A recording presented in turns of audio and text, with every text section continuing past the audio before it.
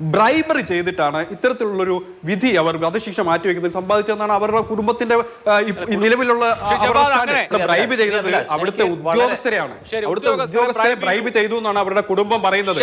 ആ ഒരു വേർഷൻ ഇവിടെ അവതരിപ്പിക്കുക എന്നുള്ളതാണ് ഞാൻ ഉദ്ദേശിച്ച കാര്യം. കാരണം അത് ഇവിടെ ആരും പറയുന്നില്ല.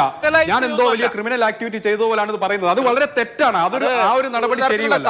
കാന്തപുരം എ പി അബൂബക്കർ മുസ്ലിയാർ വിദേശത്ത് ഗൾഫ് നാടുകളിൽ ബന്ധങ്ങളുള്ള ഒരു പുരോഹിതനാണ്. അപ്പം അദ്ദേഹത്തിന് ഈ ഷെയ്ഖ് ഹബീബ് ഒമർ ബിൻ ഹാഫിളുമായി ബന്ധമുണ്ട്, സുഹൃത്ത് ബന്ധമുണ്ട്. അതുകൊണ്ട് ഇവിടുത്തെ മാദീൻ ചടങ്ങിൽ അദ്ദേഹം വന്നിട്ടും ഒക്കെ ഉണ്ട്. അപ്പോൾ ആ ബന്ധം, ഇപ്പോൾ നമ്മളൊക്കെ ഒരു അപകടം ഉണ്ടായാൽ സുഹൃത്തുക്കളെ ബന്ധപ്പെടുന്നത് പോലെ ആ ബന്ധം ഉപയോഗിച്ചൊരു ശ്രമം നടത്തി, അത്രയല്ലേ ചെയ്തുള്ളൂ. അത് വലിയ അപരാധമോ ഒരു മതപണ്ഡിതൻ ചെയ്യാൻ പാടില്ലാത്തതോ ആയ കാര്യമാണോ?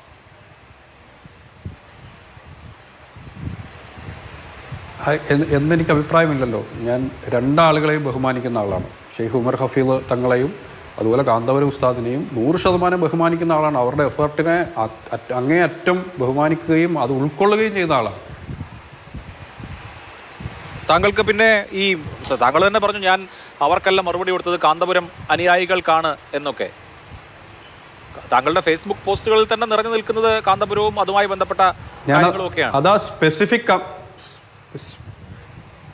സ്പെസിഫിക് കമന്റിനെ എടുത്ത് ജനറലൈസ് ചെയ്യുന്നതിൽ എന്തർത്ഥമാണുള്ളത്? അല്ല, ഷൈഖ് അബൂബക്കറിനെതിരെ കാന്തപുരം ഉസ്താദ് തലാലിന്റെ കുടുംബം, അപ്പോൾ കാന്തപുരം പറയുന്നതല്ല യഥാർത്ഥത്തിലുള്ള കാര്യം എന്ന് പറഞ്ഞിട്ട് ആ വേർഷൻ മുഴുവൻ താങ്കൾ പറയാണ്. ഇപ്പോൾ കാന്തപുരവുമായി എനിക്ക് കുഴപ്പമൊന്നുമില്ല എന്നും പറയാണ്. കാന്തപുരം ടീമിലെ അന്തം സംഘടന സൈബർ ഭ്രാന്തന്മാരോടല്ല, സത്യസന്ധരായി എന്നെ വായിക്കുന്ന എൻ്റെ ഫോളോവേഴ്സിനോടാണ്. കാന്തപുരം PR ഏജൻസി പറയുന്നത് വിശ്വസിക്കില്ല എന്നാണ് ഞാൻ ആദ്യം മുതൽ ഇവിടെ പറഞ്ഞുകൊണ്ടിരിക്കുന്നത്. ഇതൊന്നും ട്രാൻസ്ലേഷൻ അല്ല കേട്ടോ, ഇതൊക്കെ താങ്കൾ തന്നെ പറഞ്ഞ കാര്യങ്ങളാണ്. 2 ദിവസം കാന്തപുരം PR ഏജൻസി വെള്ളത്തിൽ വിശ്വസിക്കാൻ തൽക്കാലം സാധ്യമല്ല. അതാണ് അവരുടെ ചരിത്രം. കാന്തപുരം മൗലിദ് നടത്താൻ തൽക്കാലം തയ്യാറല്ല. അത് കൃത്യമായി എഴുതിയത് തന്നെയാണ്. കാരണം 2 ദിവസം മുമ്പ് അവർ നടത്തിയ പ്രചരണങ്ങളിൽ അർത്ഥസത്യങ്ങൾ മാത്രമാണുള്ളത്. ഇപ്പോൾ ജവാദ് ഇവിടെ പറഞ്ഞ വിഷയങ്ങളിൽ പോലും പലതും അർത്ഥസത്യങ്ങളാണ്. ഈ ധമറിൽ പോയി ചർച്ച നടത്തി എന്നുള്ളത് എന്തുകൊണ്ട് അബ്ദുൽ ഫത്താഹ് മെഹദി എന്ന് പറയുന്ന അദ്ദേഹത്തിന്റെ സഹോദരൻ അറിയുന്നില്ല എന്നുള്ളതാണ് എന്റെ ചോദ്യം. പിന്നെ 15-ാം തീയതി അവിടെ നിന്ന് യാത്ര ചെയ്ത് സനായിൽ വധശിക്ഷ കാണാനായിട്ട് അബ്ദുൽ ഫത്താഹ് എത്തുന്നത് എന്തിനാണ്? അല്ല, അബ്ദുൽ ഫത്താഹിന്റെ ഫേസ്ബുക്ക് പോസ്റ്റിൽ താങ്കൾ തന്നെ മലയാളീകരിച്ച അബ്ദുൽ ഫത്താഹിന്റെ ഫേസ്ബുക്ക് പോസ്റ്റിൽ പറയുന്നുണ്ടല്ലോ, ഈ അവസാന നിമിഷം തീരുമാനിച്ചതിന് ശേഷം ശിക്ഷ മാറ്റിവെക്കുന്നത് ശരിയല്ല. ശിക്ഷ മാറ്റിവെച്ചത് പിന്നെ എങ്ങനെയാണ്? ആകാശത്ത് നിന്ന് പൊട്ടി വീണത് പോലെ ശിക്ഷ മാറ്റിവെക്കാൻ പറ്റില്ലല്ലോ.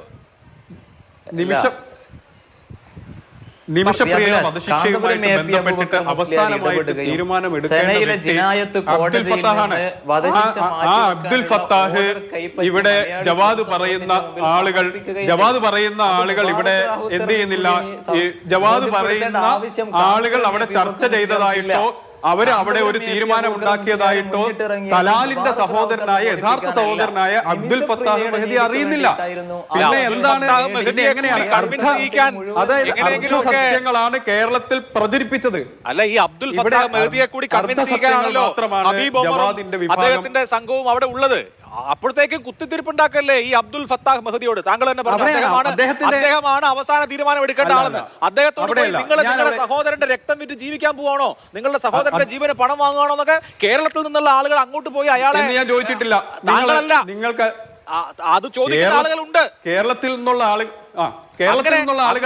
ഈ അബ്ദുൽ ഫത്താഹ് മെഹദിയെ പ്രകോപിപ്പിച്ച് അയാളെ ആക്ഷേപിച്ച് ഒരു തരത്തിലും ഈ കാര്യത്തിൽ നിമിഷപ്രിയയുടെ ശിക്ഷയുടെ കാര്യത്തിൽ ഒരു തരത്തിലും വഴങ്ങാത്ത അവസ്ഥ ഉണ്ടാക്കുന്നത് എന്തിനാണ് എന്നുള്ളതാണ് എല്ലാവരും അത്ഭുതത്തോടെ. ഇപ്പൊ ഒരാളുടെ തീർച്ചയായും ആ വിഷയം തെറ്റാണ്. കാരണം പിന്നെ ഇതിന്റെ അകത്ത് അഭിലാഷ്, ഇതിന്റെ അകത്ത് ഒരു നമ്മൾ മനസ്സിലാക്കേണ്ട കാര്യം അബ്ദുൽ ഫത്താഹ് മെഹദിക്കും അവരുടെ കുടുംബത്തിനും ഇന്നലെ നടന്ന വധശിക്ഷ റദ്ദാക്കുന്നതുമായിട്ട് ബന്ധപ്പെട്ടിട്ട് വളരെ കൃത്യമായ അഭിപ്രായ വ്യത്യാസങ്ങളും അവർക്ക് മാനസികമായ കുറെ പ്രയാസങ്ങളുണ്ട്. ആ പ്രയാസത്തെ കൂടി അഡ്രസ് ചെയ്ത് അവരെ കൺവിൻസ് ചെയ്യിച്ച് അവരെ ഈ തീരുമാനത്തിന് പ്രേരിപ്പിക്കാനാണല്ലോ ഈ ഷെയ്ഖ് ഹബീബ് ഒമറും അദ്ദേഹത്തിന്റെ സംഘടനകളും ശ്രമിക്കുന്നത്. നിലവിൽ ഇവിടെ പ്രചരിപ്പിക്കുന്നത് പോലെ നിലവിലിവിടെ പ്രചരിപ്പിക്കുന്നത് പോലെ അദ്ദേഹത്തിന്റെ കമന്റിൽ പോയി പ്രശ്നമുണ്ടാക്കിയതിന് ശേഷമല്ല അദ്ദേഹത്തിന് ഈ വൈകാരിക അവസ്ഥ ഉണ്ടാകുന്നത്. അദ്ദേഹം ദമറിൽ നിന്നും യാത്ര ചെയ്ത് മണിക്കൂറുകൾ യാത്ര ചെയ്ത് സന്യായിൽ എത്തുമ്പോഴാണ് 16-ാം തീയതി രാവിലെയാണ് ഇത്തരത്തിൽ വധശിക്ഷ റദ്ദാക്കപ്പെട്ടതായി അറിയുന്നത്. ആ പുലർച്ചെയാണ് അദ്ദേഹം ആദ്യമായി പോസ്റ്റ് ഇടുന്നത്. അദ്ദേഹത്തിന്റെ ടൈം ലൈനിൽ നിങ്ങൾ അതിന്റെ ടൈമിംഗ് നോക്കിയാൽ നിങ്ങൾക്ക് മനസ്സിലാകും. അവിടെ വെച്ചിട്ടാണ് ഞാൻ അദ്ദേഹവുമായിട്ട് നേരിട്ട് ബന്ധപ്പെടുന്നതും അദ്ദേഹം പറയുന്നത് സെർഹാൻ എന്ന് പറയുന്ന ഞങ്ങളുടെ കുടുംബത്തിന്റെ വക്താവിനെ ബന്ധപ്പെടൂ, അദ്ദേഹത്തിന് ഇംഗ്ലീഷ് സംസാരിക്കാൻ അറിയാം. അങ്ങനെ ഇംഗ്ലീഷ് സംസാരിക്കുന്ന സെർഹാനുമായി എന്ത് ചെയ്യുന്നുണ്ട്? സെർഹാനുമായി ഞാൻ സംസാരിക്കുമ്പോഴാണ് സെർഹാൻ പറയുന്നത് ഇതേപോലെ അവരുടെ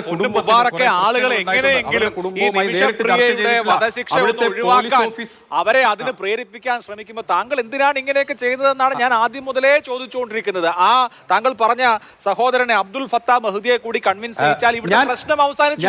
അത് ആ കൺവിൻസ് ചെയ്യിക്കാനാണ് ഷെയ്ഖ് ഹബീബ് ഉമറിന്റെ സംഘം ശ്രമിക്കുന്നത്. അപ്പോ അബ്ദുൽ ഫത്താ മഹ്ദിയെ പരമാവധി പിരികേറ്റുക, നിങ്ങളുടെ സഹോദരന്റെ രക്തം ആക്ഷേപിക്കുക, അയാളെ ഈ തരത്തിലൊക്കെ ടെററൈസ് ചെയ്യുക, എന്നിട്ട് അയാളെ കൊണ്ട് വേറൊരു അങ്ങനെ ചെയ്തിട്ട് എന്ത്